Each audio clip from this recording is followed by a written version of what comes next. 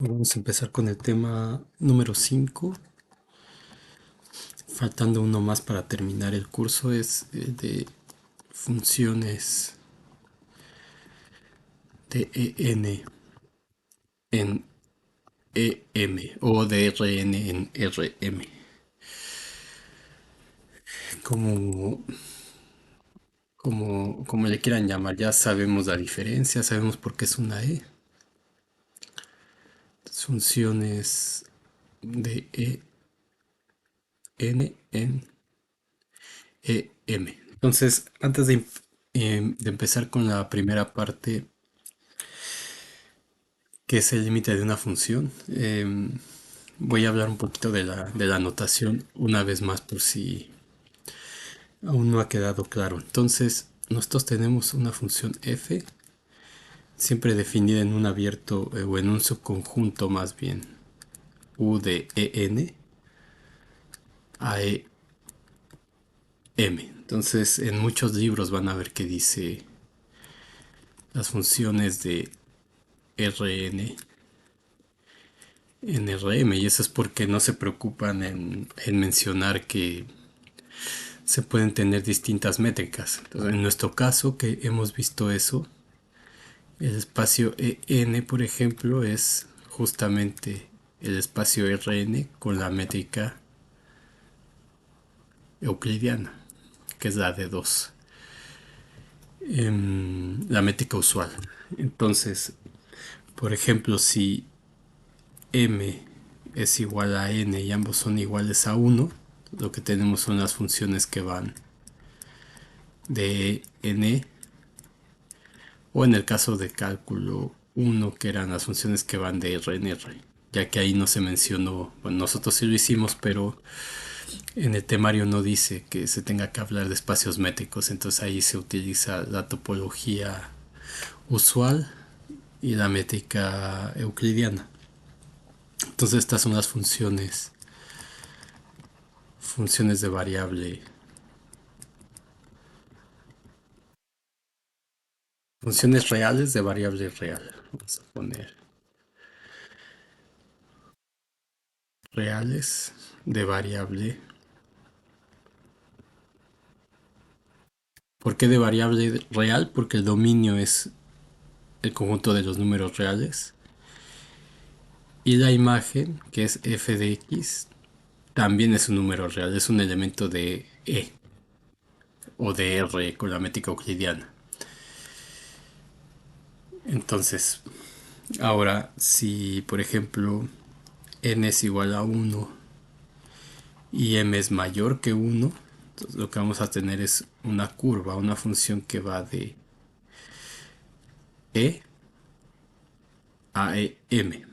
Entonces estas son funciones que ya estudiamos, funciones vectoriales de variable real. Entonces son las curvas, un t en r, y eso me lo manda un f de x, que es un elemento de em, y entonces nosotros vimos que esas f's tenían componentes f1, f2 hasta fm. Entonces es un vector. La imagen es un vector nm, que son las curvas. Entonces, estas funciones ya las estudiamos en la primera parte del temario. Y la otra sería si n es mayor que 1 y m es igual a 1, entonces tendríamos las funciones que van de n a e, que serían funciones reales. Entonces, ¿por qué funciones reales? Porque la imagen es un número real de variable vectorial.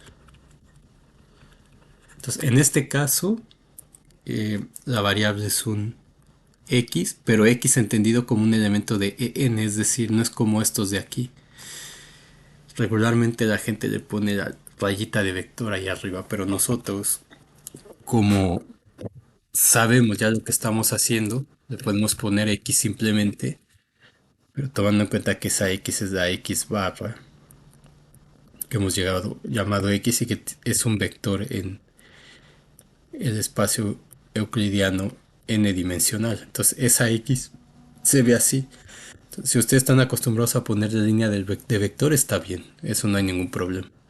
Y entonces esto me lo manda una función real. Entonces esto es lo mismo que tener una f de x1 hasta xn. Entonces solamente es un elemento, nos va a dar un número real. Un número real. Entonces en el caso n igual a 2, lo que tenemos es una superficie. Esas superficies se van a estudiar en cálculo 4. Entonces las superficies son funciones que van de 2n. Entonces aquí tengo un x1, x2 que lo voy a llamar xy en dos dimensiones, x1, x2 que le puedo decir xy, x1, x2, x3, xyz, y eso me lo manda una f de xy, y eso le llamábamos que era igual a z. Entonces estas son las superficies que estudiaron en geometría analítica, pero aquí vamos a verlo en general para algo que va de el espacio de n dimensiones a un y me da un número real. Entonces en general vamos a tener estas funciones f que van de en a em. Entonces, en este caso, en general, estas son funciones vectoriales de variable vectorial.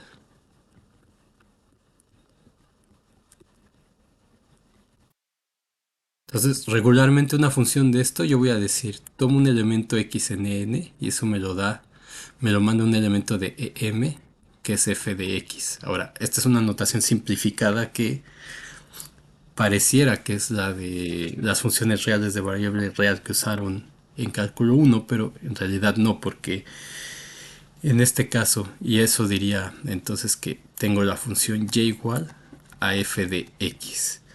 Pero esta es una notación corta para decir que yo tengo un x en en. Entonces, como x está en n, esta x en realidad se ve así. Un vector con n componentes. Entonces, f de x es un elemento de em, que es la imagen. Entonces, ese f de x en realidad se va a ver como una componente f1, f2, f3, etcétera, hasta la componente m, porque es un vector n m de x. Ahora, esto también es una notación simplificada porque en realidad como lo tendría que escribir es f1 y esta x es x1 hasta xn. Y esta sería la componente m también de x1 hasta xn. Entonces al decir yo, y este vector, este y es la f de x, es decir, este y es un elemento de em. Entonces lo que quiere decir que ese y tiene componentes y1 hasta y m. Entonces yo al escribir y igual a f de x, lo que estoy poniendo es que y1 y m es igual a f1 de x1 hasta xn, fm de x1 hasta xn. Entonces esta notación en realidad significa todo esto que está aquí. ¿De acuerdo?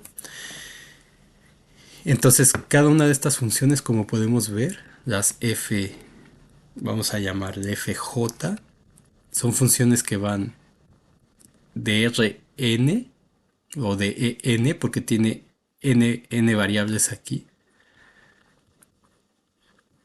¿A dónde? A un número real, que es f1 de todo esto, f2 de todo eso, etcétera. A un número real. Entonces, estas funciones son como las superficies.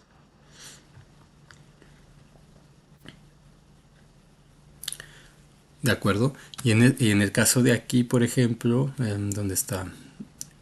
Estas, ¿se acuerdan? Eran funciones de RNR. De RNR. Entonces, en cierto sentido, esto generaliza eso de ahí que habíamos estudiado ya antes en la parte de curvas.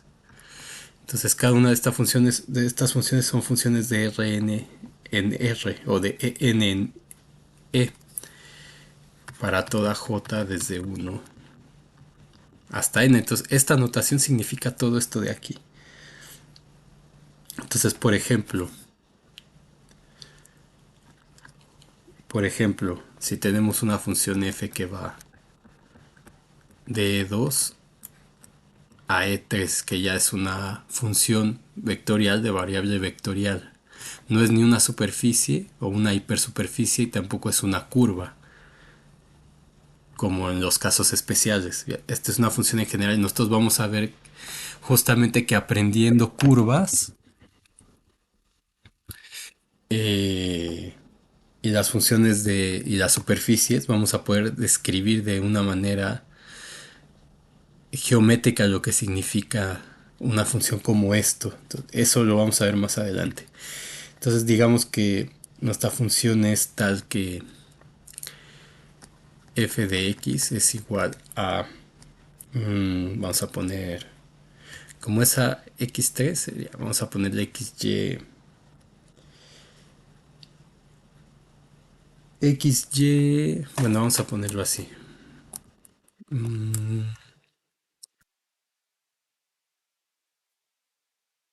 Una función así, a ver si con lo que ya expliqué de la notación debería entenderse. No lo quería poner así, pero bueno, tal que f1 de quien depende de dos variables. Entonces aquí sería un x que va a f de x, pero en realidad lo que estoy teniendo es que tengo dos variables que voy a llamar xy o x1, x2 y eso me lo va a mandar a f de xy, pero esta f es un vector en tres dimensiones, entonces tiene tres componentes la f, que sería f1 de xy, f2 de xy y f3 de xy. Y esto es igual a eh,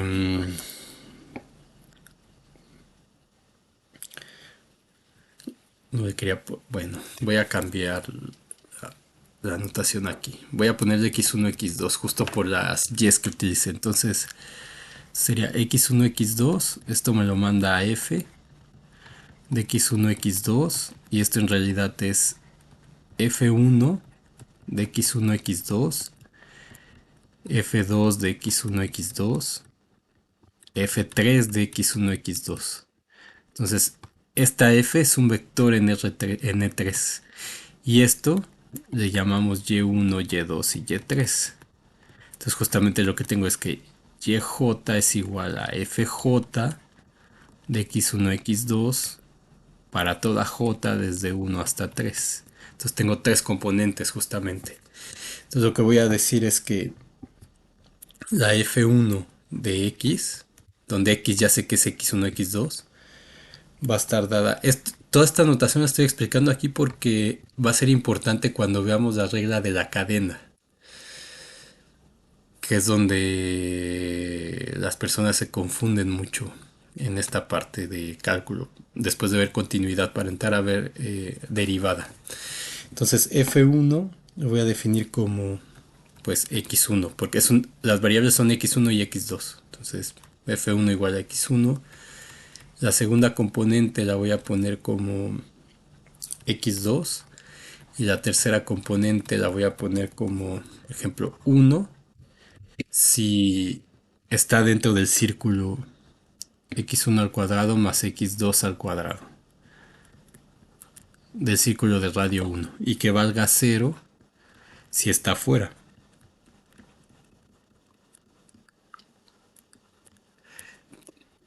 ¿De acuerdo? Entonces aquí no sabemos realmente qué es, pero esta componente 3, digamos, esa componente 3 de x1, x2, aquí le puse los índices abajo para no confundir, porque acuérdense que da igual ponerlo arriba o abajo en este caso. Entonces voy a poner x1, x2 es 1 si x1 al cuadrado más x2 al cuadrado es menor o igual que 1 y vale 0 si x1 al cuadrado más x2 al cuadrado es mayor que uno. Entonces, esta componente 3 es una función que va de R2, o de E2, perdón, en E o en R. Entonces, digamos, para esta función f3 específicamente, yo tengo el plano. Solo para f3, no para la f completa. Y entonces yo tengo la circunferencia de radio 1. Y entonces esta componente 3 vale 1. Es decir, va a estar... A ver, déjenme ponerlo. Digo, esto si no lo entienden bien, no se preocupen porque lo vamos a ver después. Entonces digamos, este es x1, x2 y aquí tengo x3. Entonces, en x1, x2 menor o igual que 1, que sería esta circunferencia, en el plano x1, x2, la función vale 1. Entonces se levanta en 1 y tengo este como medio cilindrito. Así. Y fuera de este, que sería todo lo que está acá, vale 0.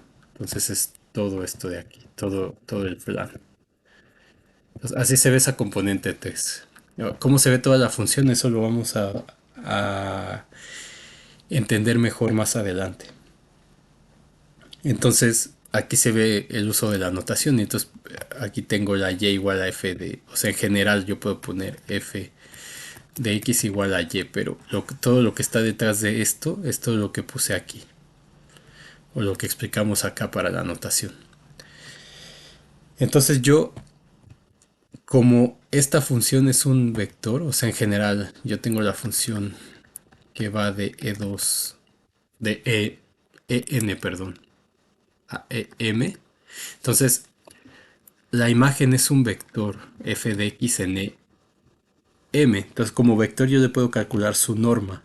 Entonces, ¿cuál es la norma de f de x? Pues ya sé que esta f de x, ya sé, lo tengo en mi mente, no lo tengo que estar escribiendo siempre. En realidad es todo esto.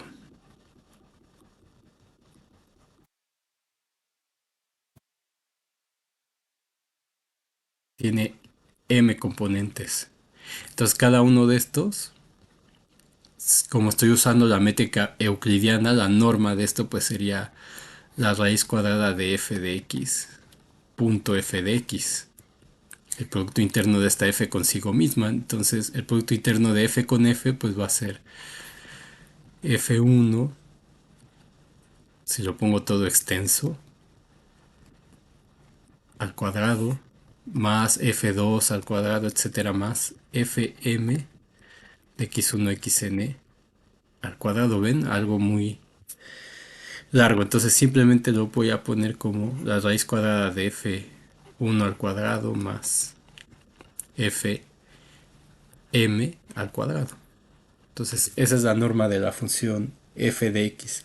Entonces en el caso que vimos anteriormente, la norma de la función f de x pues sería dividida en dos partes, porque para esto de aquí se lee como, o sea, esto de aquí voy a borrarlo, lo tengo acá arriba. Entonces esto de aquí es la norma al cuadrado del vector x, porque el vector x es x1, x2, y esto es la norma al cuadrado es menor o igual que 1, reescribiendo esto, y esto es la norma de x es mayor que 1. Entonces, si la norma de x es menor o igual que 1, es este, que no tiene restricción, este y 1. Entonces es f1 al cuadrado más f2 al cuadrado más 1 al cuadrado. Entonces va a ser la raíz cuadrada de f1 al cuadrado. Lo voy a poner el índice abajo. X1 al cuadrado más x2 al cuadrado más 1. Y eso va a ser si la norma de x es menor o igual que 1. Y va a valer, si la norma de x es mayor que 1, va a ser x1 al cuadrado igual, x2 al cuadrado igual, pero la parte 3 es cero. Entonces 0 al cuadrado es cero y eso sería la norma,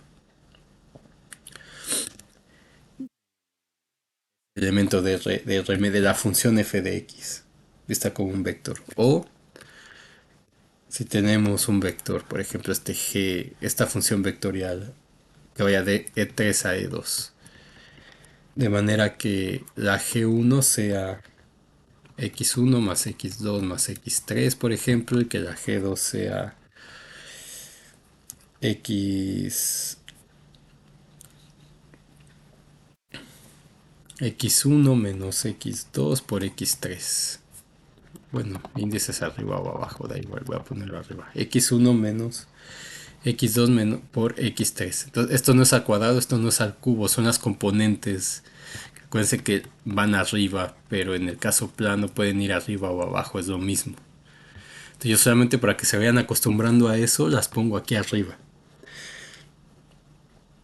Entonces, eso significa que esta función la puedo escribir como y1, y2, o sea, en general, si nos fijamos acá, esta de aquí yo la puedo escribir como una matriz, digamos.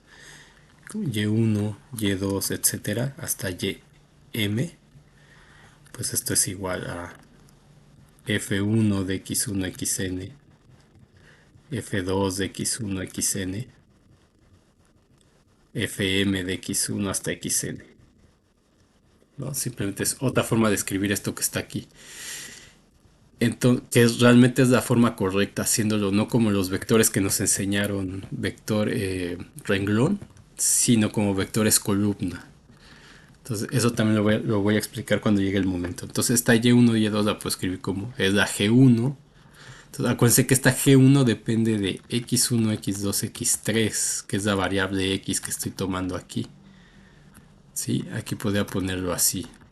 O simplemente G1 sin nada, pero yo ya sé por cómo está definida la función, cuáles son las variables de estas funciones. Entonces x1 más x2 más x3.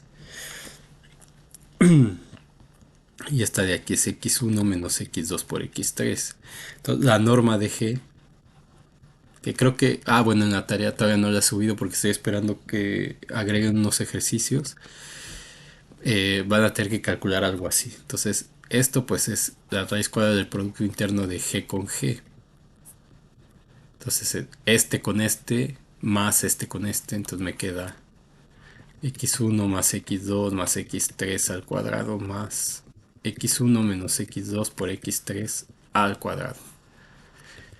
Ya se podría calcular la norma de ese vector. Entonces, una vez visto la notación, que cuando sea regla de la cadena voy a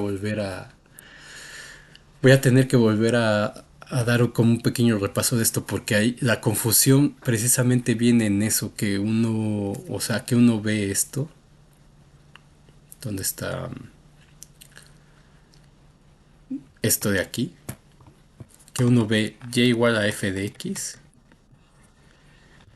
y a veces aparecen las componentes de esto, pero a veces aparecen las de esto y entonces justamente con esa notación que se está usando, que estoy usando aquí, la regla de la cadena se ve exactamente como la conocemos de cálculo uno, pero, pero tiene una interpretación distinta, digamos, en el sentido de que tiene un montón de componentes ahí. Entonces eso lo vamos a ver cuando llegue el momento. Bueno, entonces ahora sí vamos a empezar con la primera parte que sería el límite de una función.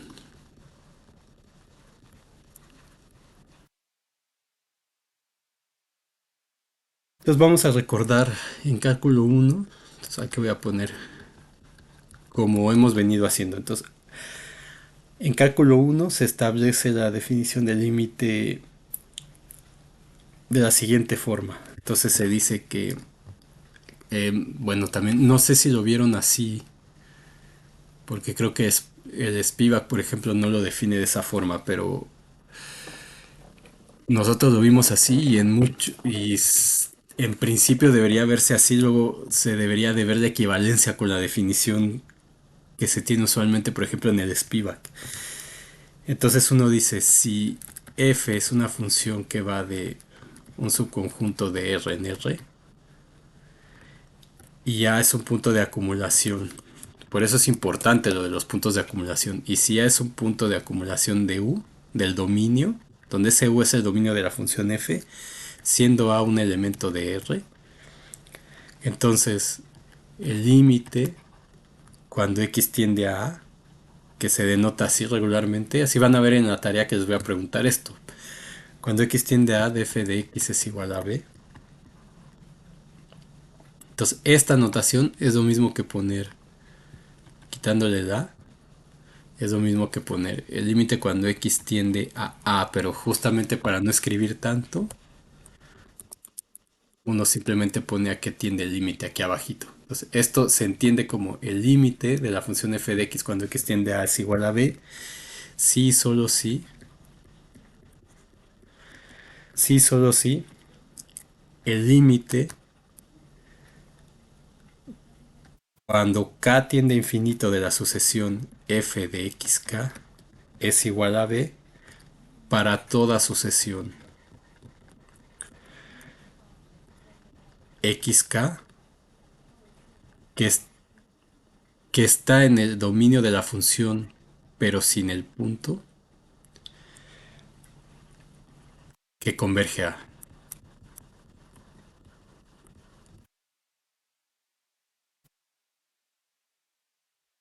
¿Sí? Entonces, y recordemos, voy a ponerlo aquí, recordemos qué significa esto. Esto ya lo estudiamos en la parte de sucesiones. Entonces, esto que está aquí quiere decir que se cumple si solo si para toda epsilon mayor que cero existe un número natural n tal que la norma de la sucesión en este caso que sería f de xk menos eh,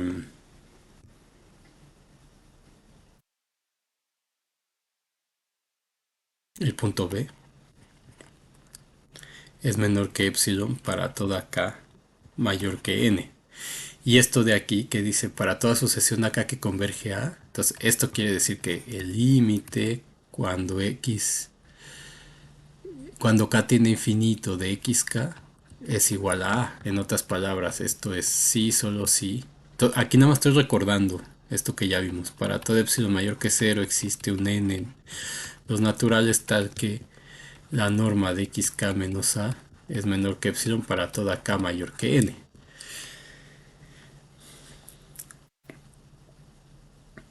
Entonces, eh, entonces el límite se define en términos de sucesiones. Entonces, si yo tengo recordando en cálculo uno que, por ejemplo, tenía una función así, tenía aquí, no sé, condominio AB, dominio AB. Entonces, este es un punto de acumulación del dominio. Entonces, el límite cuando x tiene. Ah, bueno, le llamé AB. Vamos a llamarle. Déjenme hacer otro diagramita. Para todo acá mayor que n. Entonces, vamos a hacerlo un poquito mejor. Así, entonces tenemos una función. em, Tenemos un dominio, no sé, por ejemplo, que sea x1, no, pero se van a confundir con eso. Voy a seguirle llamando A. Bueno, tengo este conjunto U que lo he puesto abierto simplemente por ponerlo así. Entonces tengo un punto de acumulación de U, este A, y tengo una función por acá. Entonces este es f de x. Entonces el límite cuando x tiende a A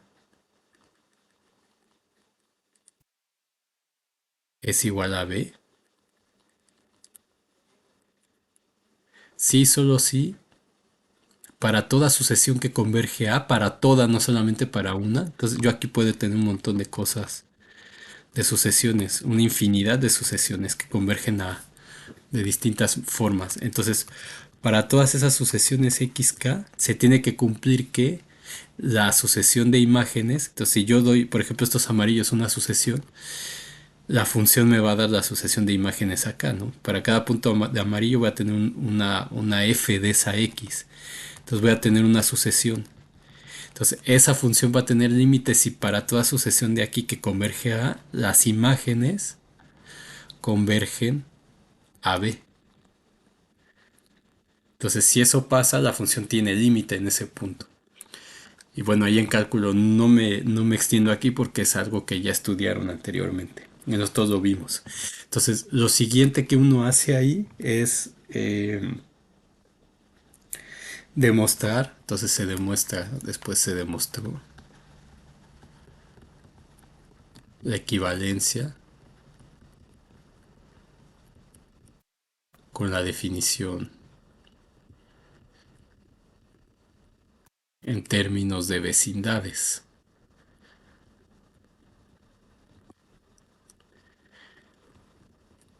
Términos de vecindades, que es eh, la definición con epsilons delta que todo el mundo utiliza.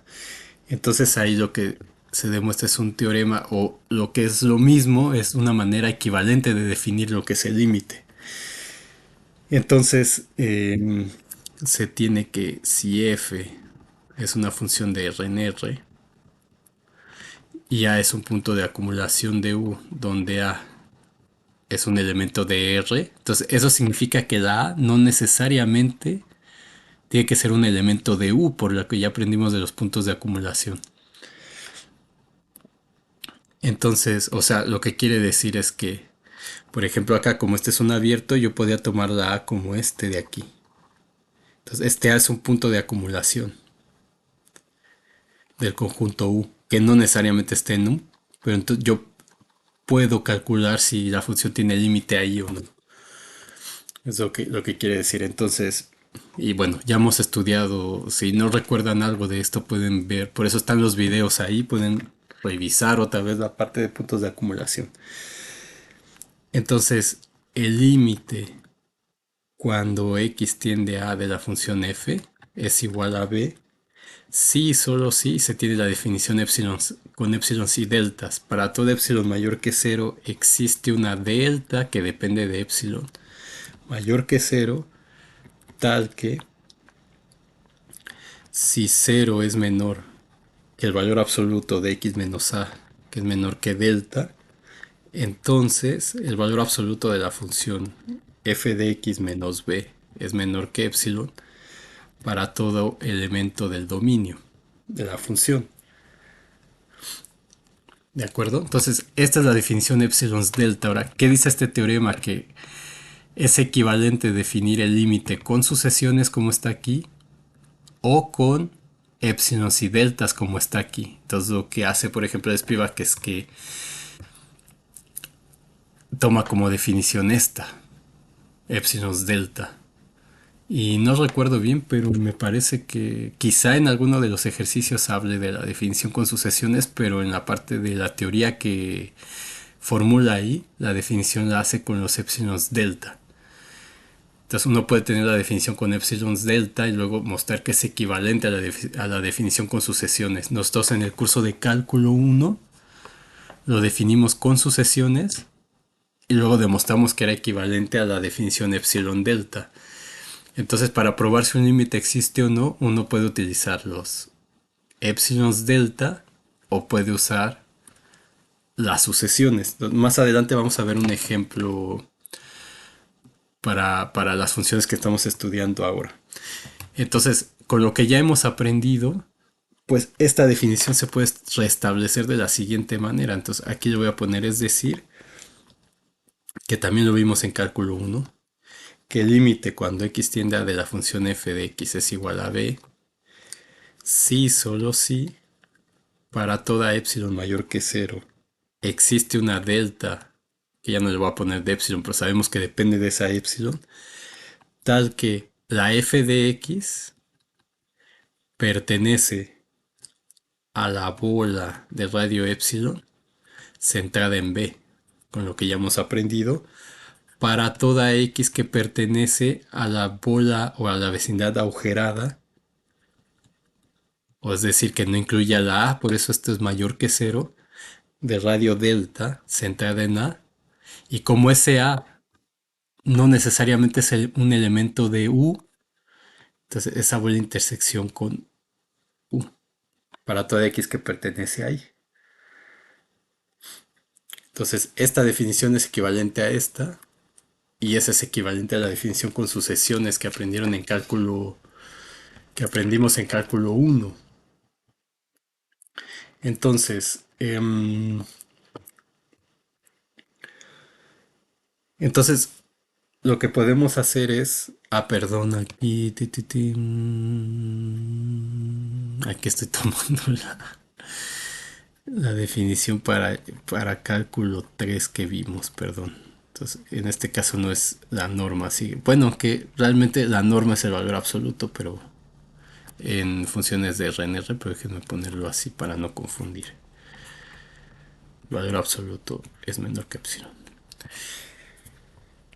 Entonces nosotros podemos tomar esto como base y usarlo para la generalización a varias variables. Entonces podemos usar o esta o podemos usar esta, y una vez estableciendo una de las dos tenemos que demostrar que la otra es equivalente. Entonces, eso es lo que vamos a hacer. Entonces, definición 5.1.1. Sea, es exactamente, vamos a calcar esto que está aquí, solamente que en vez de poner... no, exactamente, solamente que estamos hablando ya de una función de RNR con todo lo que eso implica. Entonces se ve exactamente igual a lo que está aquí, pero la interpretación es diferente, ya sabiendo la notación y todo lo que hemos estudiado antes. Entonces sea f una función con dominio U en EN, AEM, donde A y sea A un punto de acumulación de U. Entonces U', con A, que es un elemento de EN. Entonces, el límite cuando x tiende a de la función f es igual a b si y solo si el límite cuando k tiende a infinito de las imágenes f de xk, de esta sucesión f de xk es igual a b para toda sucesión xk,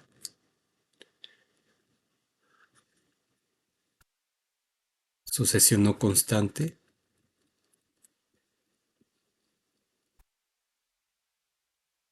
que converge a.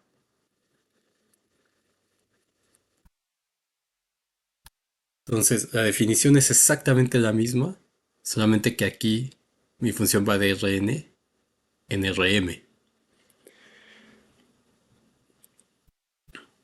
Entonces, ¿qué significa eso a nivel gráfico? Digamos que aquí tenemos nuestro conjunto U. Por aquí puede ser abierto o cerrado, yo lo pongo así, y por acá tenemos está inmerso en N. Y tenemos una función f que me manda esto a un subconjunto de EM. Digamos que este es EM. Y me lo manda a un subconjunto de EM, que es este de aquí, que va a ser la f de U en realidad. Entonces, si yo tengo, por ejemplo, un punto, quiero ver si la función tiene límite en un punto A. Entonces, digamos, si este conjunto es abierto, por ejemplo, un punto de aquí puede ser punto de acumulación del conjunto U, que no está en U necesariamente. Entonces, vamos a ponerlo así, simplemente para hacer notar eso que estoy diciendo, pero en general puede ser cualquier dominio. Entonces está así. Y aquí tengo el punto A. Entonces lo que dice la definición es que, bueno, ese A se va a ir a un FDA, pero eso va a tener repercusiones en la definición de continuidad, como ya sabemos. Entonces, si para toda sucesión que está aquí, que no es la sucesión constante, o sea que es distinta de A pero está en U, entonces yo tengo cualquier sucesión que converge a A. Entonces puedo tener cualquiera, ¿cuántas? Pues una infinidad. ¿Ven? Entonces puedo tener otra que haga esto. Entonces no voy a pintar toda, no estoy pintando. Ah, me habían dicho que el amarillo no. Bueno, este es rojo. Y así puedo tener otra por acá, otra que haga esto, pero siempre van a estar en U y van a converger a todas. Entonces, si para toda sucesión no constante que converge a la sucesión de imágenes, entonces por acá voy a tener un punto B por aquí. ¿Quién es ese punto B? No sé, no tiene nada que ver con F de A. Si para toda sucesión de estas, la sucesión de imágenes, entonces no sé, digamos la sucesión de imágenes de eso rojo converge a B y para el verde ese que está ahí también y para el otro rojo que pinté también converge. Entonces para todas las imágenes tienen que converger al punto B. Entonces si eso pasa, la sucesión, digo, la función f tiene límite en ese punto de acumulación del dominio. Muy bien. Entonces ahora lo que vamos a hacer es establecer el teorema que es equivalente con esta definición de aquí. Ahora, ¿cuál va a ser la equivalencia? Pues si lo dejo así como está aquí, con la notación que hemos trabajado se va a ver exactamente igual. Y si la dejo como aquí arriba, simplemente va a cambiar Rn por R por En, R por Em. Todo esto va a ser igual, aquí va a ser un En, esto va a ser igual, igual, igual, y aquí van a haber unas rayitas de norma. Y ya, va a ser exactamente lo mismo. Y la demostración de la equivalencia va a ser exactamente la misma que hicieron bueno, que nosotros hicimos en el cálculo 1 que tomaron y que en los demás cursos seguramente también. Entonces, vamos a poner esto como el teorema 5.1.1, que es el criterio de Cauchy. Se conoce como el criterio de Cauchy.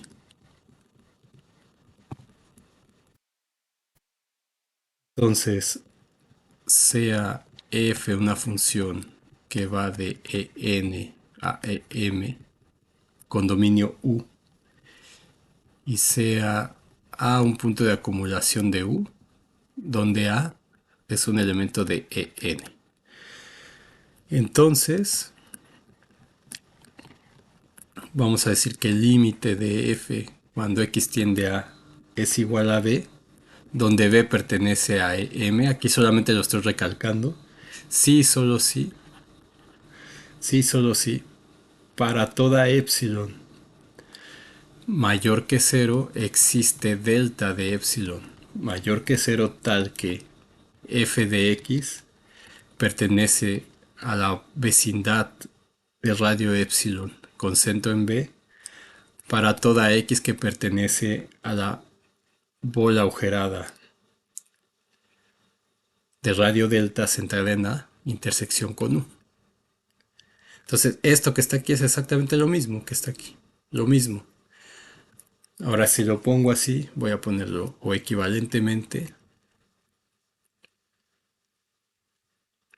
a la que están más acostumbrados, que es para toda epsilon mayor que cero existe delta mayor que cero, tal que si cero es menor que la norma de x menos a es menor que delta, entonces la norma de f de x menos b es menor que epsilon para toda x que pertenece a U. Bueno, entonces tenemos aquí el conjunto U que lo voy a poner punteadito otra vez. Y esto está inmerso en n. Entonces tengo eso y una función f que me manda todo a un f de U que está inmerso en em, que puede ser todo el em incluso, ¿no? Depende cómo sea la función. Entonces, ¿por qué aparece esto de la intersección? Porque si yo tengo tengo un punto A, como dije, que puede no estar en el conjunto U. Si en este caso es abierto, un punto en la frontera no está en U, pero es un punto de acumulación, según este dibujo de U. Entonces lo que dice es que si para toda epsilon mayor que cero, o sea, yo tengo acá las X, la X, digamos, y esa X yo tiene su imagen f de X por aquí, y por acá tenemos el punto B. Entonces, si para toda epsilon mayor que cero, entonces lo que yo voy a tener es, si para toda epsilon mayor que cero f de X está en la bola de radio epsilon centrada en B,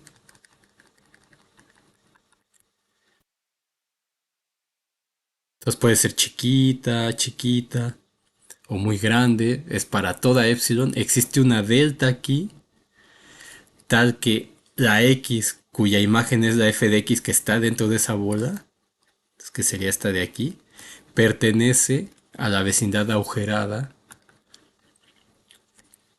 de radio delta centrada en A. Este es el punto A. Entonces esta tiene una vecindad de radio delta.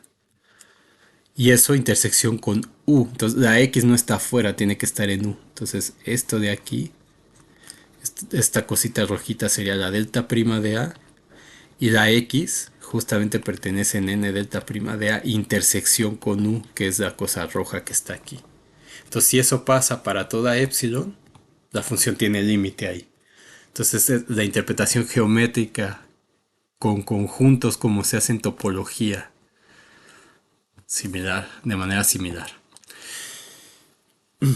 Muy bien. Entonces vamos a demostrar eso.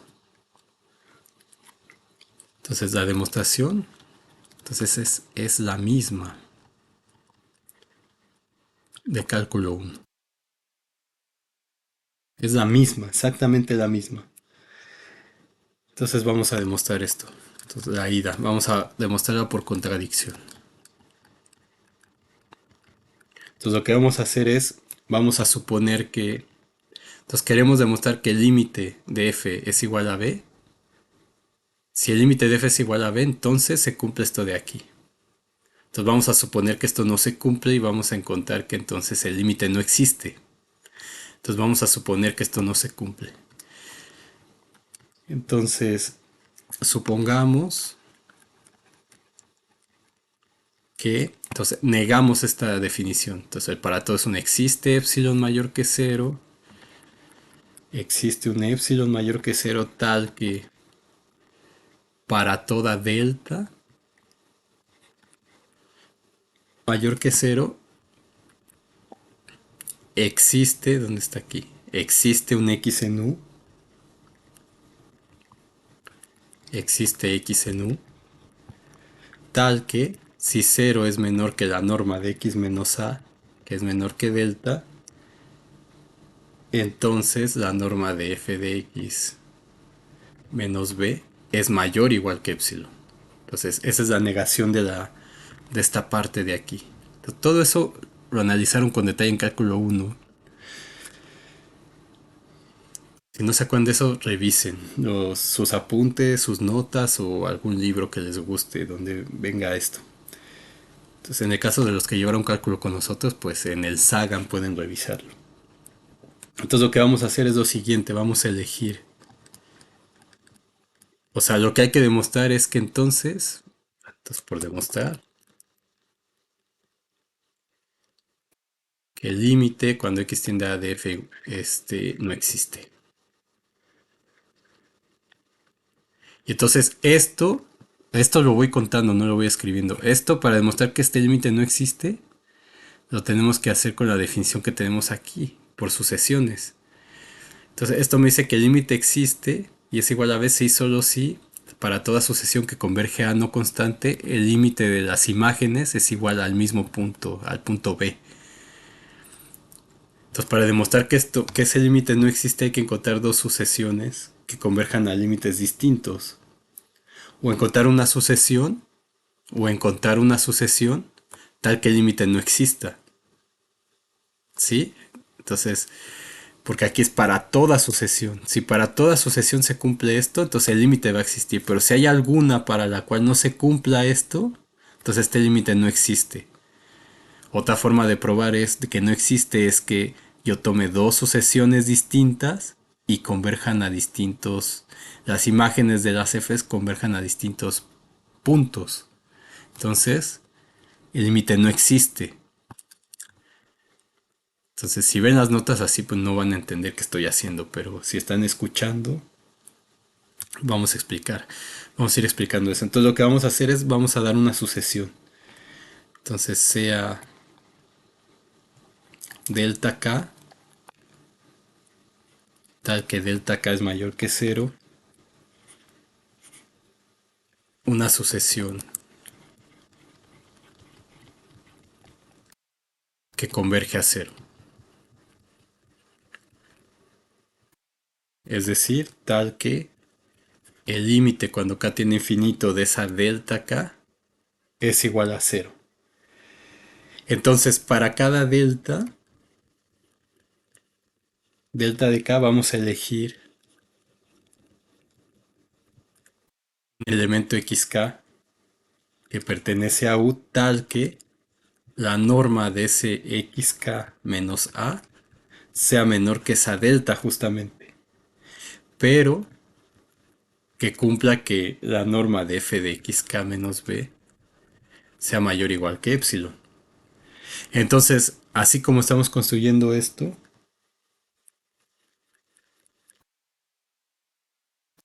por construcción, el límite, cuando k tiende a infinito de estos elementos que estamos tomando, de esta sucesión que hemos dado, que podemos dar cualquier sucesión.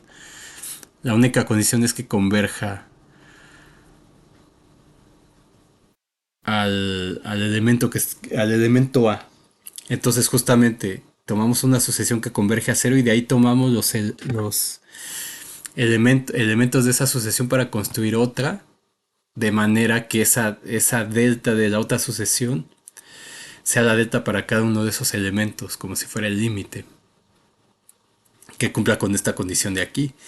Y entonces por construcción, el límite de esos xk, como vemos aquí, va a ser ¿quién? Pues va a ser A, por cómo lo estamos construyendo. ¿De acuerdo? Pero cumple con esto de aquí. Entonces eso significa que el límite cuando tiene infinito de f de xk no existe. Entonces lo que tenemos es que existe una sucesión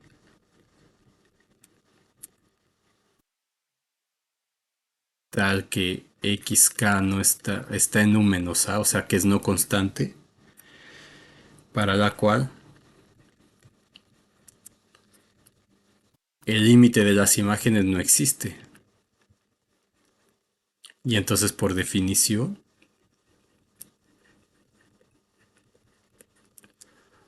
límite cuando x tiende a de f no existe. Y entonces por lo tanto hemos demostrado la primera parte. Que si esto no se cumple, entonces esto no se cumple. Acuérdense que si P implica Q, eso es equivalente a no Q implica no P. Entonces esto es lógicamente equivalente. Entonces justamente hemos usado eso. Negamos esto y demostramos que esto no se vale tampoco. Bien, ahora lo que vamos a suponer es que el límite... perdón, que esta definición se cumple y entonces hay que ver que el límite justamente es este.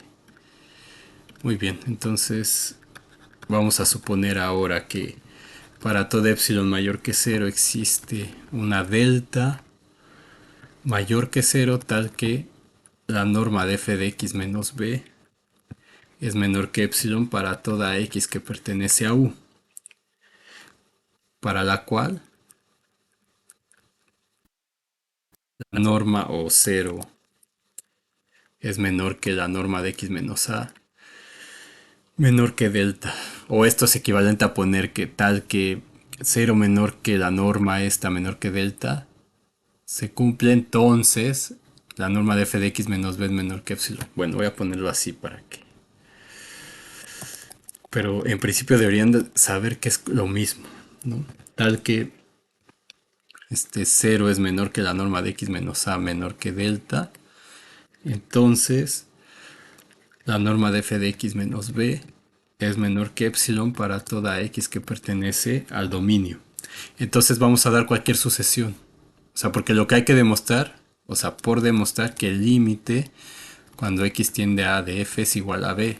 Y entonces eso lo que significa es que hay que demostrar que el límite cuando k tiene infinito de f de xk es igual a b si, solo si, bueno, no, más bien es igual a b para toda sucesión xk no constante.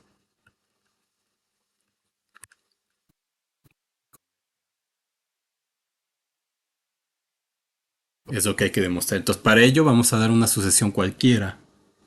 Entonces, sea xk una sucesión.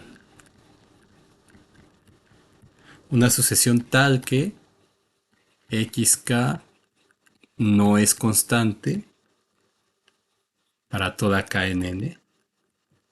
Y converge a, es decir, eso que converge a es que el límite cuando k tiene infinito de xk es igual a a.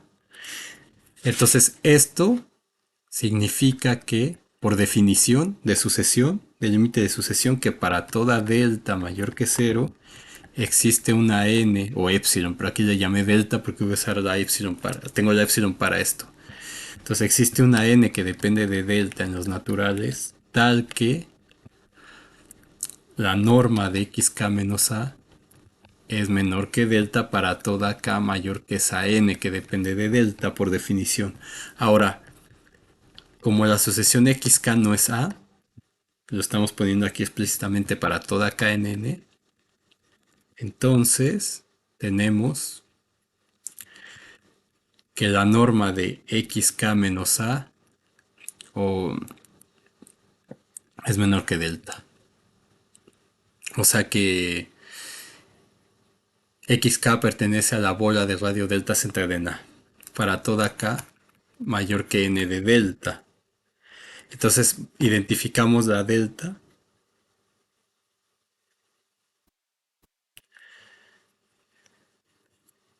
con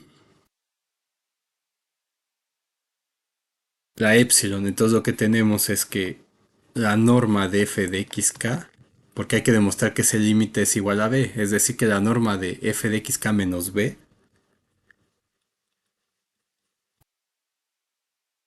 es menor justamente que epsilon. Vamos identificando, aquí identificamos la delta con la epsilon. Entonces f de x menos b es menor que epsilon para toda k mayor que n de delta de epsilon. Entonces eso lo que significa es que el límite cuando k tiende a infinito de f de xk es igual a b justamente. Entonces, y como esto vale para cualquier sucesión,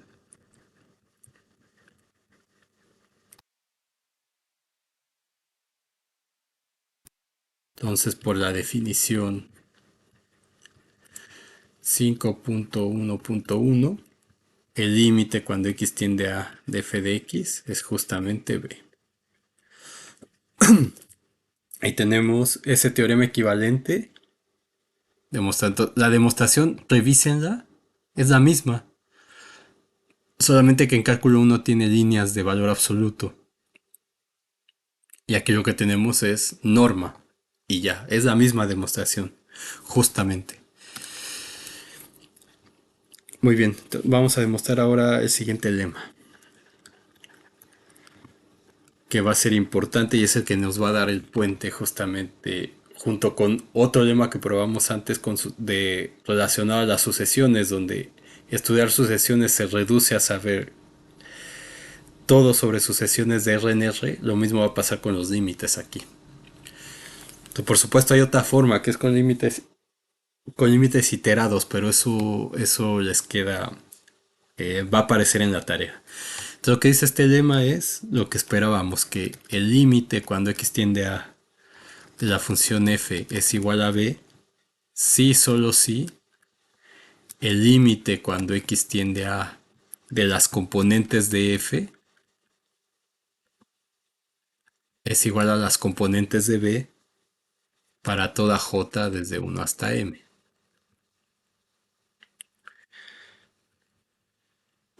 ¿De acuerdo? Entonces, con la notación que tenemos es, esto de aquí sería eh, como tener límite cuando x tiende a de f1 de x.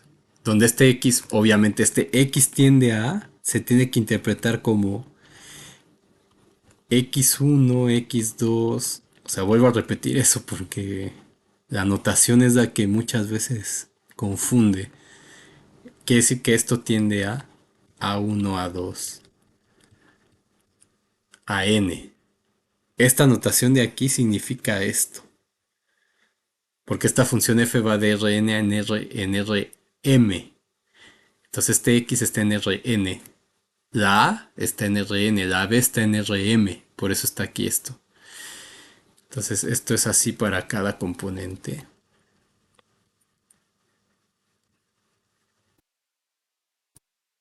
Sí, y eso justamente tenemos que es igual a B1 hasta Bm. ¿De acuerdo? Entonces la demostración es simple. Entonces vamos a usar el teorema de sucesiones que vimos, el 3.4.3.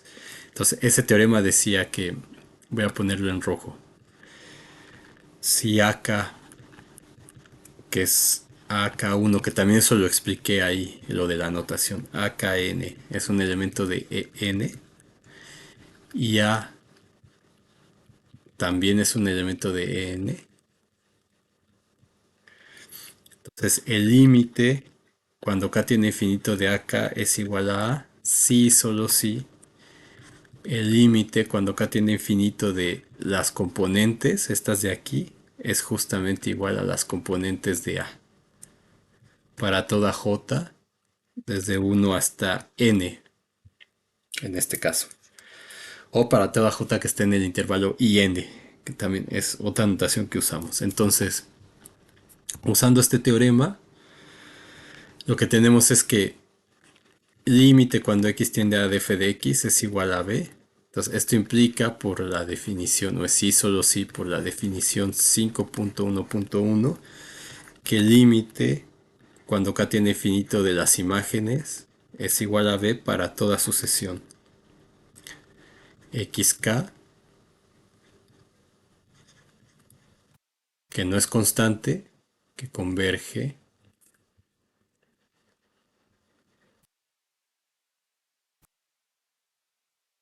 a. Y entonces esto de aquí, por este teorema, es sí solo sí las componentes de f,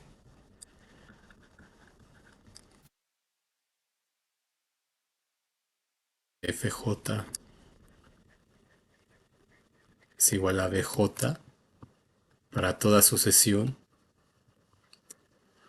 que no es constante, tal que converge, es decir, tal que el límite cuando x tiende a, cuando k tiene infinito, perdón, de xk es igual a.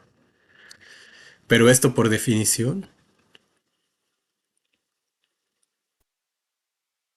significa que el límite cuando x tiende a de fj de x es igual a bj para toda j desde 1 hasta m.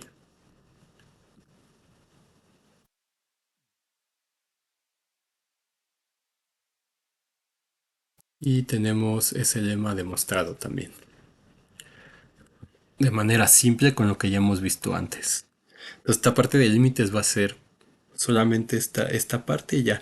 Ahora, este lema reduce el problema de encontrar el límite de una función vectorial de variable vectorial, como podemos ver, a, a encontrar el límite de una función real de variable real,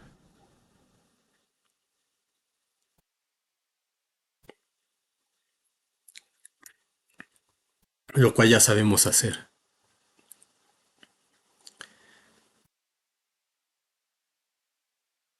Entonces, en muchos casos tomar el límite de la función como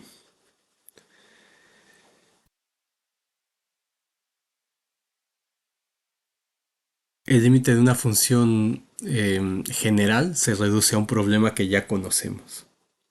Entonces, ustedes van a probar, por supuesto, todo. La unicidad, el límite es único. Entonces,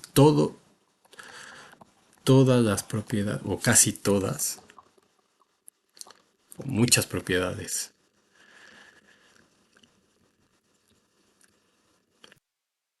de los límites, funciones de en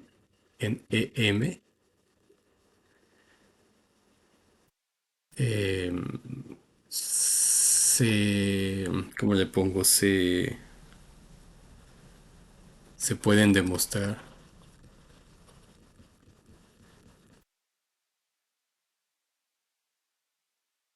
Muchas propiedades, ya sé cómo poner. Muchas propiedades de los límites para funciones de en M son equivalentes a las propiedades de los límites para funciones de R en R.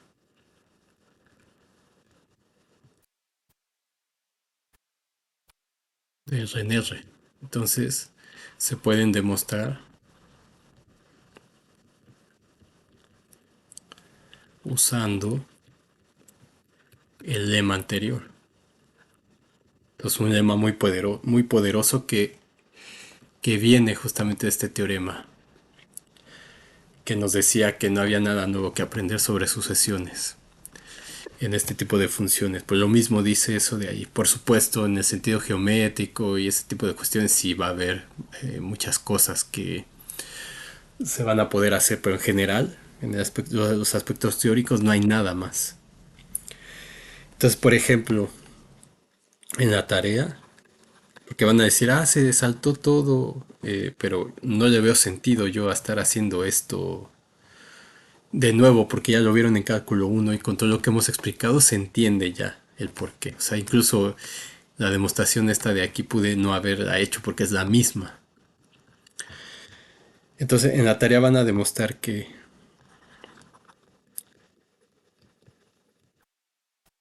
si tienen dos funciones f y g definidas de n en m, de nuevo, donde A es un punto de acumulación de U y A es un elemento de EN, y de manera que el límite de F es B y el límite de G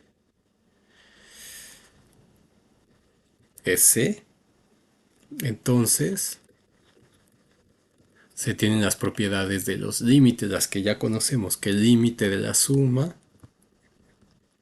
entonces, y se escriben con la notación que hemos usado, se escriben exactamente igual que en cálculo uno, pero ya sabemos que esto es una notación simplificada para algo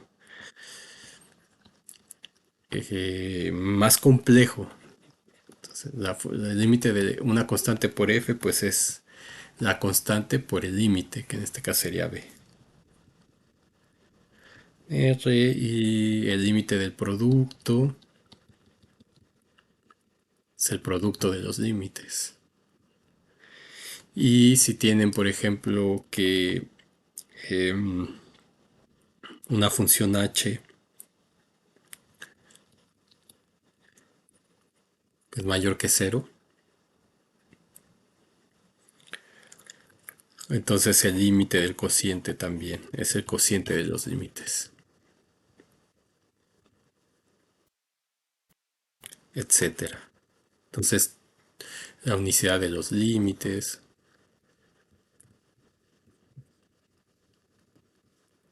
em, una ley del sándwich también.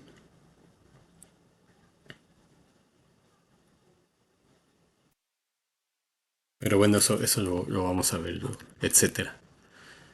Entonces provienen de este lema. Provienen de este lema. Entonces en la tarea harán algunas cosas, con Alicia harán otras, espero. Y lo que vamos a hacer es un par de ejemplos antes de terminar con esta primera parte, antes de entrar al tema de continuidad, que también va a ser rápido. Y entonces, vamos a ver, vamos a determinar. Termínese que le podemos, si las siguientes funciones tienen límite.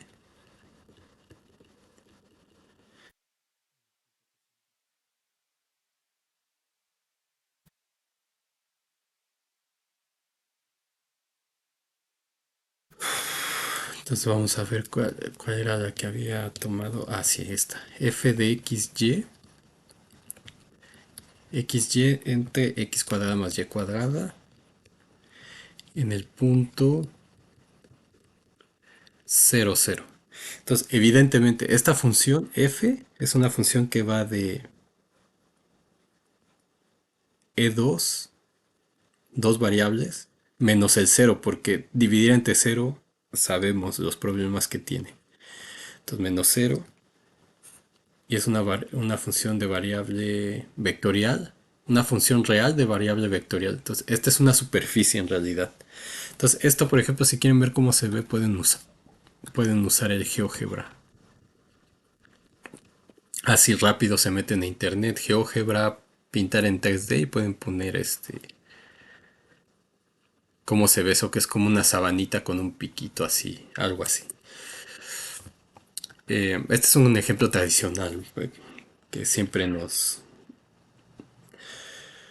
nos ponen en las clases de cálculo, según recuerdo. Entonces, esta es una función que va de E2 de nuevo, esta notación que pongo el cero, este cero, digamos, este cero que estoy poniendo aquí, muchas veces lo ponen así con un cero vector y ese es el cero en E2 justamente, o sea, es 0,0 en estricto sentido, pero la notación es que usamos nosotros es esta, pero ya sabemos, como estamos en E2, esto significa esto, no significa cero, justamente cero real.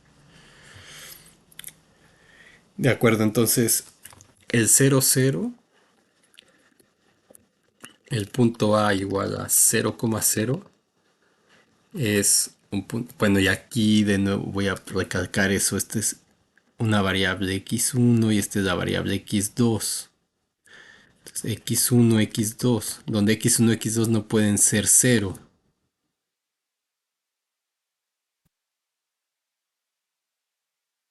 ¿De acuerdo? Porque, o sea, no pueden ser 0, 0.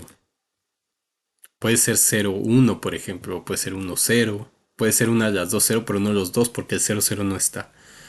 Entonces esta variable es x1 es x, x2 es y y tenemos esto que es una superficie.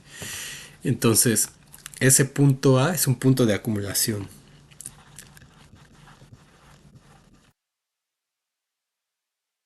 Vamos a llamarle del conjunto U igual a E2 menos el 0. Entonces, esta función f es una función que va de U contenido en este caso, contenido en R2, en E2, me lo manda a E. Entonces, A es un punto de acumulación de U. Entonces, eso lo pueden demostrar. De hecho, sería bueno, pueden demostrarlo. Y es sencillo hacerlo en realidad.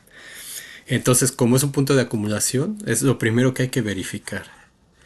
Entonces, como A es un punto de acumulación, y obviamente 0, 0 es un elemento de E2.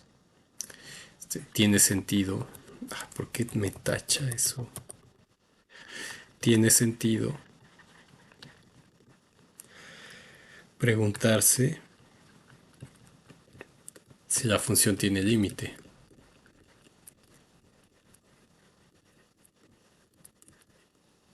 en ese punto.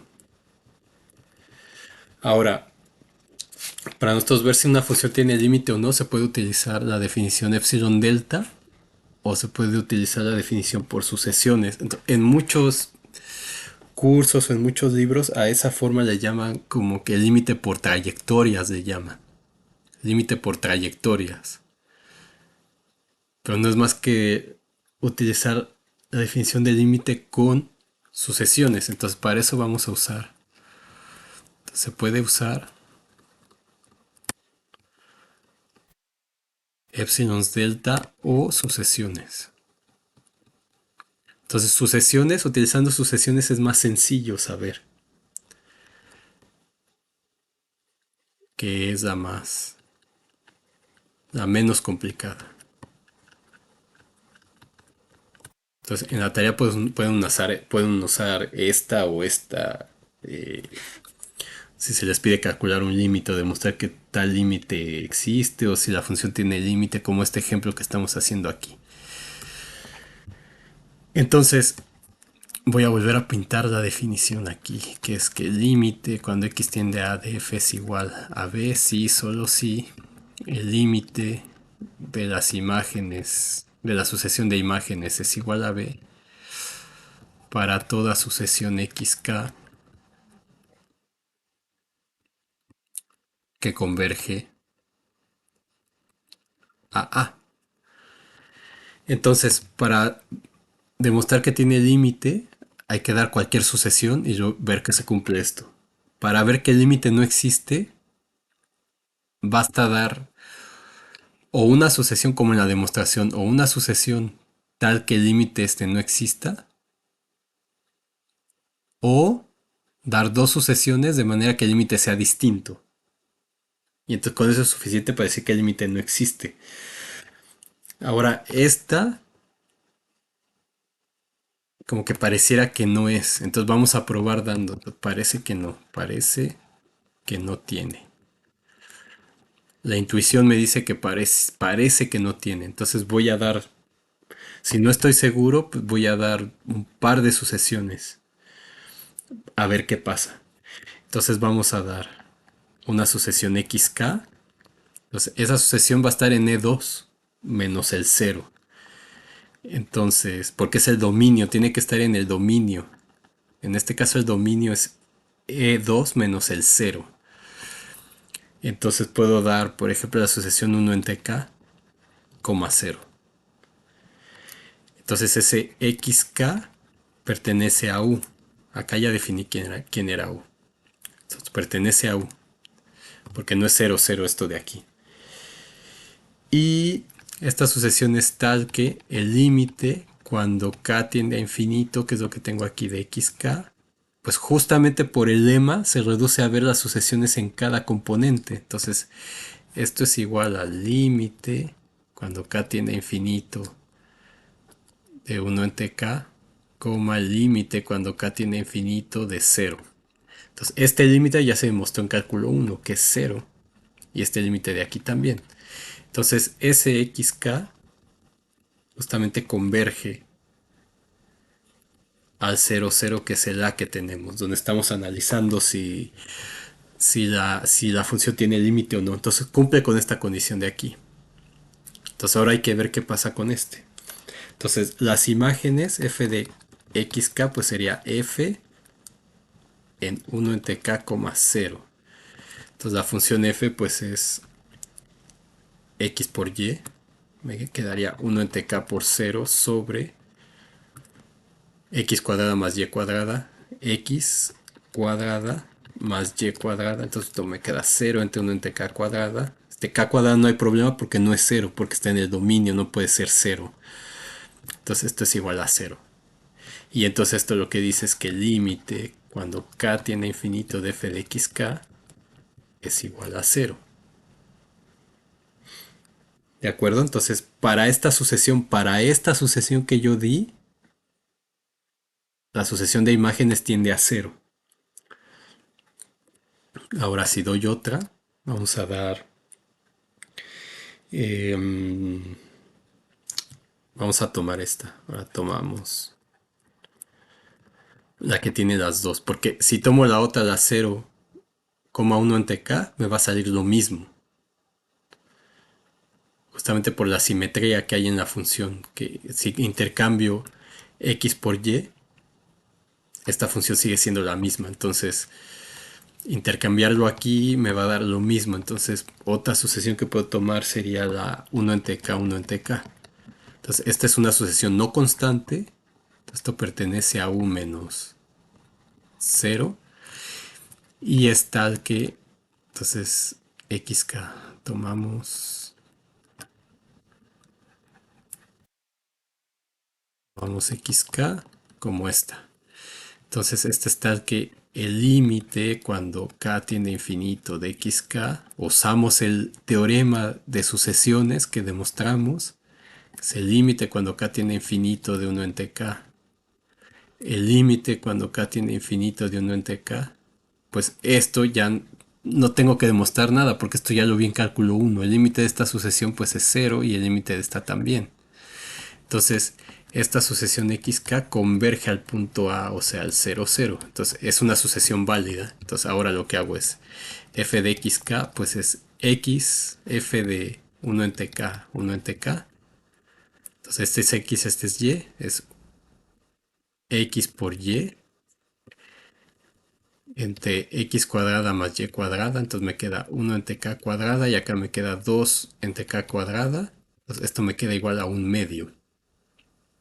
Entonces tengo que f de xk como sucesión converge a un medio. Entonces por lo tanto he encontrado dos sucesiones. Entonces he encontrado dos sucesiones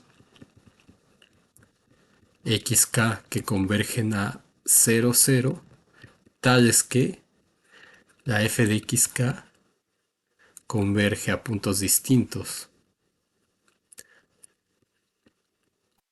Entonces con esto ya puedo asegurar que el límite cuando x tiende a 0 de f de x no existe. No existe, no hay límite.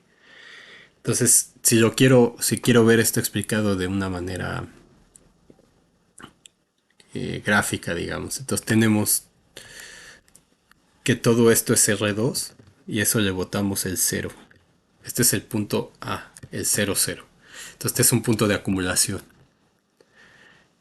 y este de aquí es el EN. Entonces, este es el punto de acumulación. Y entonces lo que hemos tomado es una. Bueno, y acá tenemos la función f. Y esto me lo manda al conjunto EM. Entonces, aquí tenemos una sucesión que fue la primera, digamos, xk que converge a A. Y tenemos otra sucesión por otra trayectoria, por eso se llama por trayectorias, otra xk que converge a A. Esta sería la roja.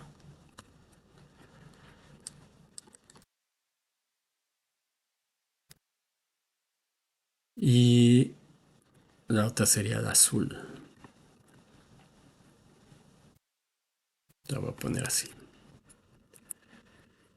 Entonces hemos encontrado dos sucesiones tales que una de ellas converge a cero. O sea, aquí está cero y por acá está el un medio.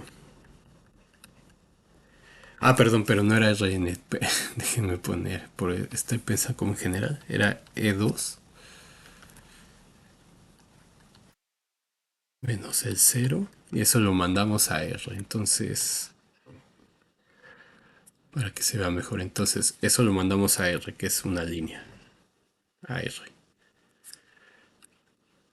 Entonces, uno converge a cero. Entonces, la sucesión de imágenes azules, digamos, por un lado, converge. No sé cómo sea, pero la estoy pintando así para que se entienda la idea. Puede ser así brincando, pero al final va a converger a cero. Entonces esta sería la f de xk. Esta converge a cero. Pero hay otra que hemos encontrado, la roja, que converge a un medio. Entonces digamos la roja que sea como así. Entonces dos sucesiones que convergen a cero aquí. En vez de ponerle A, le ponemos cero. borrando esto.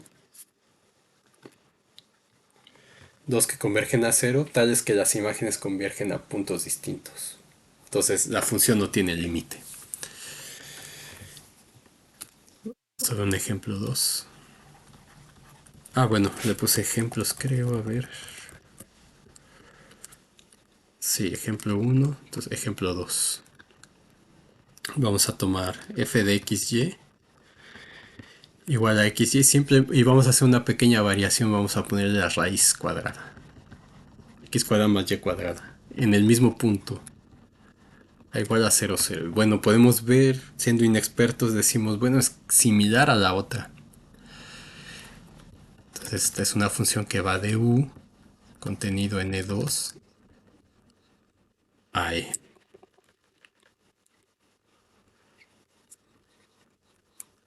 A e. Entonces este u es de nuevo e2 menos el 0. Entonces decimos, bueno, hay una raíz cuadrada, pero pensamos que la función no va a tener límite. Entonces vamos a tomar sucesiones. Ya no voy a explicar todo lo que hice acá. Entonces tomamos sucesiones. Entonces vamos a tomar, por ejemplo, la xk que sea la misma que hace rato, 1 entre k 0. Entonces vemos que esta es tal que converge a 0, 0. Por la misma razón anterior, del anterior. O sea, que calculo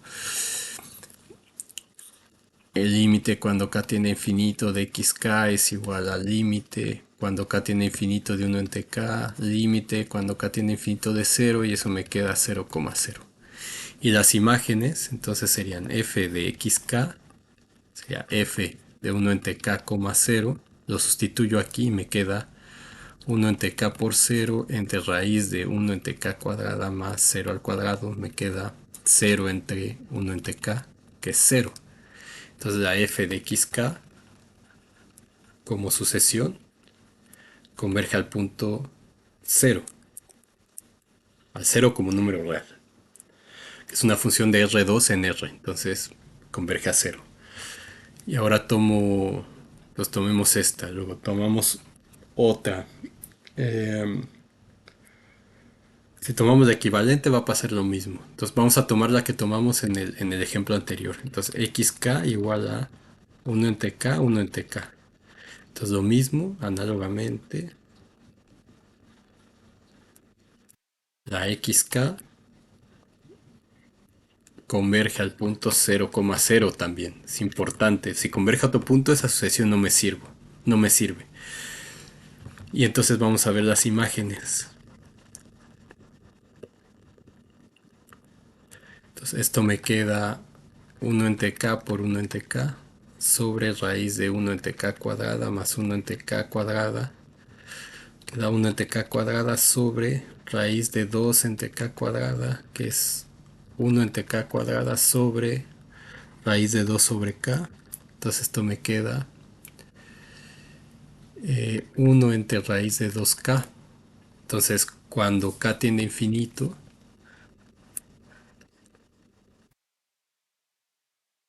entonces reduce un problema de funciones de R en R de 1 entre k.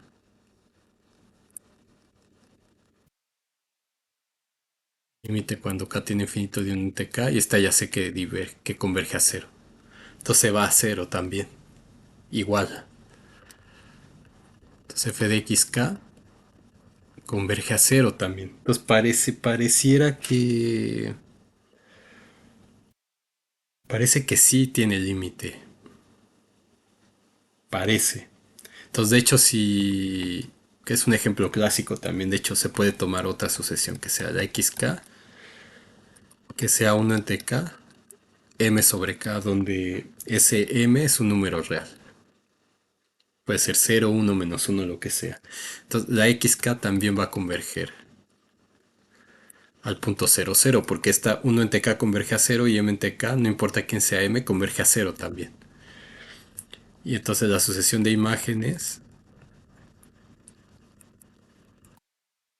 sería 1 entre k, m entre k cuadrada sobre raíz cuadrada de uno entre k cuadrada más m cuadrada entre k cuadrada. Esto sería m entre k cuadrada sobre uno entre k por raíz de uno más m cuadrada. Entonces esto me queda m sobre raíz de uno más m cuadrada por k. Entonces el límite cuando k tiene infinito de f de xk es el límite cuando k tiene infinito de m entre k por raíz de uno más m cuadrado es igual a cero. Todo esto es un número, sale y la asociación uno entre k converge a cero. Pues converge al mismo límite también. Entonces, bueno, esto parece ser que tiene límite. Entonces lo que hace la raíz cuadrada es que como que suaviza la cosa. Que tendría que ser cero en este caso.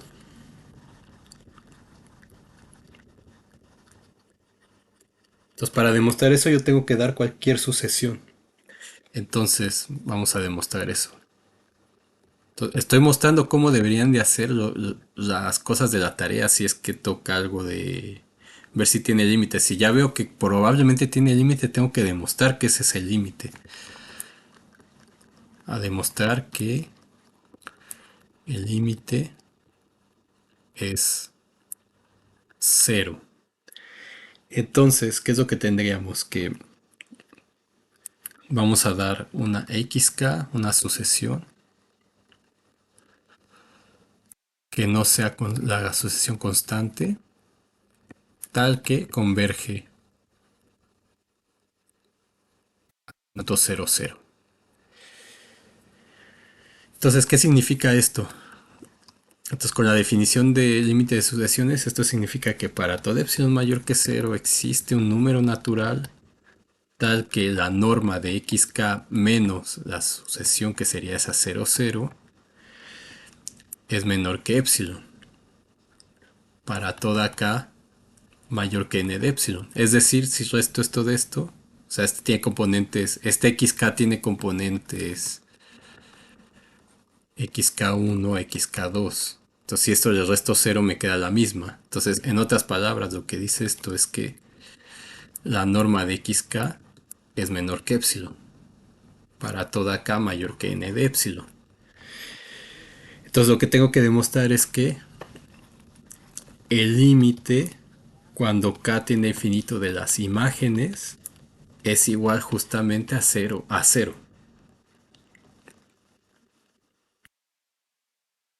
como nos hace ver todo lo que ya probamos aquí, que el límite de esa sucesión tiene que ser cero, parece ser. Entonces, es decir, por demostrar que para toda epsilon mayor que cero existe un n natural, obviamente estos no son los mismos, tal que la norma de f de xk menos 0, que es igual a la norma de f de xk, es menor que epsilon para toda k mayor que n de epsilon. Entonces justamente esto es lo que hay que ver. Suponiendo que esto es cierto, entonces la norma de f de xk, que en este caso particular sería el valor absoluto porque es una función real. Entonces es el valor absoluto de f de xk. Entonces f de xk es... vamos a ponerlo por acá abajito. Voy a poner así. Entonces tenemos que ver, es decir, tenemos que ver que la norma de f de xk, que justamente es el valor absoluto de f de xk, es menor que epsilon. Entonces lo que tenemos, pero recordar, y ahorita van a ver para qué servía todo eso que vimos antes. Recordemos que, no me acuerdo qué teorema era, pero lo vimos, que si x pertenece a n, entonces el valor absoluto de x y es menor o igual que la norma de x. Para todo i, desde 1 hasta n, ¿se acuerdan? La norma 2 siempre es mayor o igual que las componentes de cada una de los... que el valor absoluto de las componentes del vector x. Entonces, utilizando ese teorema, si x es x, y, porque estamos en E2, entonces lo que dice ese teorema es que el valor absoluto de x es menor o igual que la norma de x. La norma de x es justo x cuadrada más y cuadrada. Y la otra componente que es y, valor absoluto de y es menor o igual que la norma de x por ese teorema que es raíz de x cuadrada más y cuadrada. Entonces, el valor absoluto de f de x, y, es igual al valor absoluto de f de x y es xy por la raíz cuadrada de x cuadrada más y cuadrada. Entonces, esto ya estamos en R, valor absoluto. Entonces, esto es lo mismo que valor absoluto de xy entre valor absoluto de raíz de x cuadrada más y cuadrada. Entonces, esto es valor absoluto de xy y esto de aquí abajo es la norma de x. Entonces, pero esto es valor absoluto de x por valor absoluto de y entre la norma de x. Pero valor absoluto de x es menor o igual que este. Y valor absoluto de y es menor o igual que este. Entonces esto lo que dice es que valor absoluto de x por valor absoluto de y es menor o igual que la norma de x al cuadrado. Entonces esto es menor o igual que la norma de x al cuadrado entre la norma de x, que es igual a la norma de x. ¿De acuerdo? Entonces, valor absoluto de f de xk, que es igual al valor absoluto de f de xk1, f de xk2, es igual a todo esto exactamente, que es igual a la norma de xk. Pero la norma de xk, por hipótesis, es menor que epsilon. Para toda k mayor que n de epsilon. Para toda epsilon mayor que cero. Entonces tenemos todo esto por hipótesis. Para toda epsilon mayor que cero existe n en n tal que f de x es menor que epsilon. Entonces, por lo tanto, el límite cuando k tiende a infinito de f de xk es igual a cero para toda sucesión que converge a cero. Y entonces, por definición, lo que tenemos es que el límite cuando x tiende a cero de f de x, es decir, bueno, que ese límite es igual a cero. Entonces, es decir, vamos a poner esto con notación así, ampliada, que el límite, entonces esta x está en R2, que es x, y tiende a 0,0. Dejen ponerlo más bonito acá.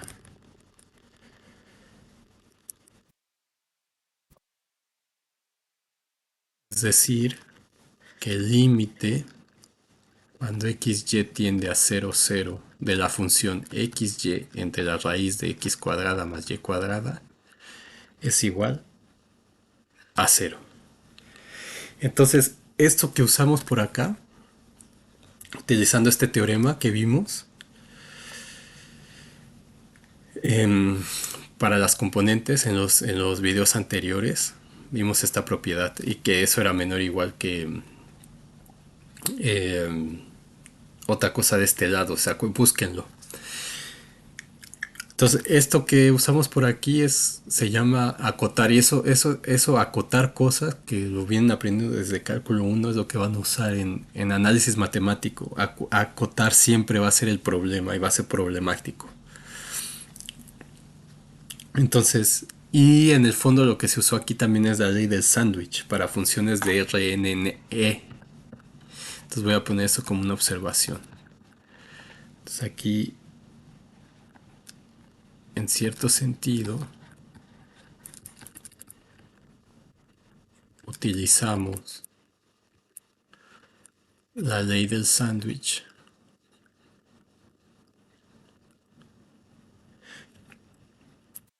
¿Cómo se escribe esto así? Para funciones de en en E, o sea, para superficies. Entonces, eso lo podemos establecer como otro teorema. Entonces, teorema 5.1.2